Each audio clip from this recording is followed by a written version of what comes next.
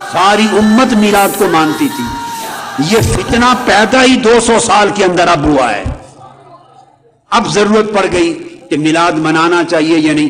پہلے ساری امت مناتی تھی اور 1000 سال تک خود خانہ کعبہ میں میلاد منایا جاتا رہا. اس پچھلی صدی 1916 1920 تک کعبۃ اللہ کے صحن میں میلاد کا اجتماع ہوتا تھا 12 ربیع الاول کی رات، اور میلاد عشاء کے بعد میلاد کا اجتماع ہوتا.